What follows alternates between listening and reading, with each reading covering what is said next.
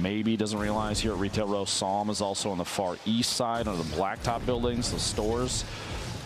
Ranger go for any materials he can. Even on the move here, might be mid-engagement, but it doesn't necessarily matter. Now blind, Tfue, look at this 1v1. Shots from Tfue, gets a couple accurate ones in the long range double barrel, 7 HP remaining. He's got bandages to patch up. The sigh of relief, I think. Solid 1v1. Aiden right now, by the way, the only player in this game with more than one elim. He's sitting on 2. A score of 3 total over the course of the day today. Tyler is someone we've seen put on a good show in the past. We interviewed earlier today, and he's had a few rough rounds, and hoping here southwest side of Shifty he can make some plays. Flower in the feed, getting the reins knocked down back to Aiden and tilted. Looking for his 3rd elimination. Courage, maybe tracking Coop Train on the rotation out there next to Loot Lake. All the materials he can gather. He's not sitting on a whole ton either. Is this a fight? A push outside. This is the far southeast corner past Paradise. Rifts actually spawn basically off the cliff out here, and players will use that as a way to rotate back into the zone if they're forced to. Flower, by the way, picking up his 2nd elim. Another player now at 2 eliminations. Cryo and Top Boy flying past each other, almost like a synchronized swim maneuver there. Morgos picking up an elimination. Our winner last round on Jack. The Top Boy gets the shot on Cryo. Both low HP. And a Klinger actually would have eliminated Top Boy right there if he stuck him once, but couldn't actually connect. This is STDX Vide. Close range, build fight there. Triz tries to go for the quick edit, but not able to snap fast enough. Nate Hill in the elimination feed again with another elim. He's already top 5 today. Rogue 00 Flower, our first player this game to reach 3 eliminations. He was already, I think, top 12 in the scoreboard of standings as well. Prodigy Aces looking for a shot. Those little boxes. Put himself inside a shack. Whoever his opponent is over there. Aiden back here, still untilted, gets the shot and takes another elimination. That's number 3 for the game. Puts him at a single point. This one. A stack on top, that puts him at 4 total for the day. Nate Hill also tied at 4 points total for the day thus far. Like tempo here. Makes some moves. Low HP, barely any shield. He's got bandages. He's going to take an opportunity while his opponent here, Boyer, isn't necessarily pushing. XD.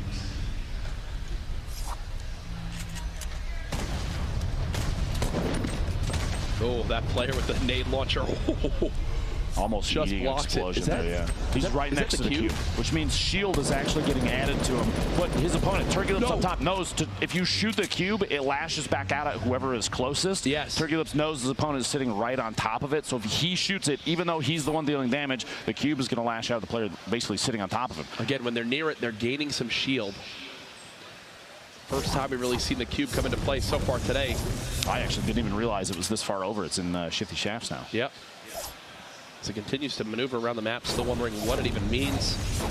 Probably something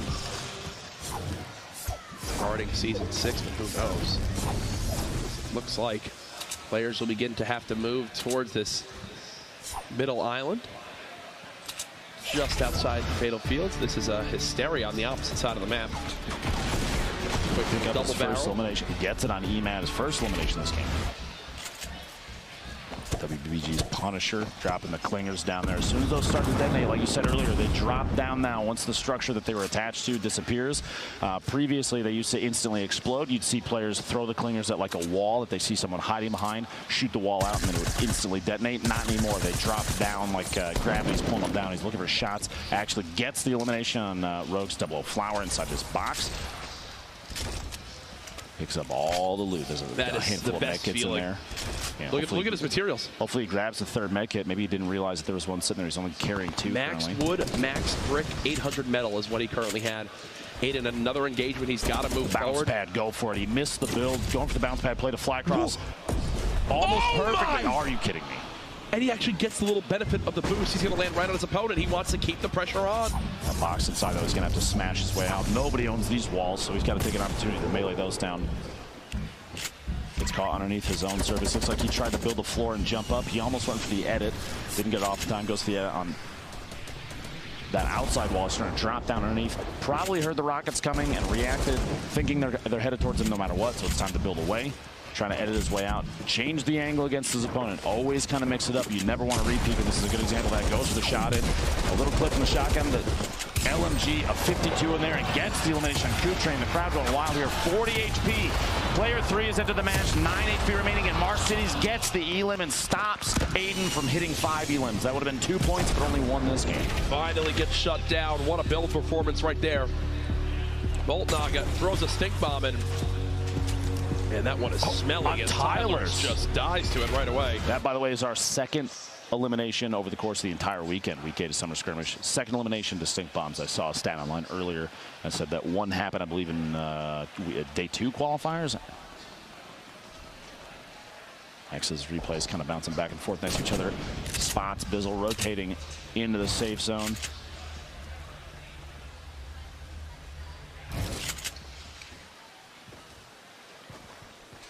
Just kind of moving around, trying to track down anybody in these areas, looking through these builds. If there's anybody left alive here, if there's anybody watching, Replays wants to know where they are, and this looks like he is pretty alone here. But this wide angle shot, this is where the field starts to tighten up. You've got nobody right now that's currently alive with more than 2 eliminations. Diggy, Nate Hill, Punisher, and Wheels 960 all have 2 eliminations. He doesn't have a lot to work with. I mean, look at his inventory. He doesn't. Thermal assault rifle, a gray SMG, and 5 bullets in a shotgun. He's going to get to a point where he kind of has to force something here soon. Here's our scoreboard of the players alive right now. No one remaining in the game has 3 elims yet. Yep. The shots from the side. He does have quite a few builds, at least for a little engagement right now. He could use the launch pad to fly away if there's any concern. And the shots coming in. He's going to have to try and build and defend against that. Hope for that edit to get out. Missing those edits, those fast edits like that, it can cost you if players are right on top of you. Imagine missing an edit like that, having to go for it a second time. Somebody's going to fall in and get an elim on you if you're not watching. Diggy, that's how Diggy got a second. Ranger outside the storm. No HP, no bandages, no med kit for Diggy, so he's going to take a little bit of damage. But coming away with an elimination on that, probably a good idea. It's it's a worthwhile trade. Look at the high ground from Snood and Fulmer outside Fatal. Saw him, the player launch pad, so he's just going to follow suit. And he's got to be worried about the player up top. Uh-oh, down to just 48 HP. Should be safe for the moment. All he's got left is brick. He's half in the low grab zone, half not. Nibs literally in a box right next to him. He might not have realized he was getting shot from the player up top in the tower on top of the hill. He might not realize that Nibs is also hiding inside. I'm sure he saw the structure, and it's clearly one that has capacity to hold a player. There's no edits for anybody to come out of it, so I would almost assume he knows there's somebody's right there. Plus the footstep movement from Nibs right now. He's in a tight spot here, though. Low HP, not a ton of shield. He does have a gold double barrel. You see him with it out right there, and Nibs is the player up above him. They start a rotation. Wow, just gotta watch for each other. Farico blocks Lasius as he looks to build on up. Look at the inventory. Drum gun. Oh my. Gold double, or the legendary double barrel. 3 remote explosives. Chug 9 minis. But, it's all great to have, but you got to live through the fight to be able to heal with it.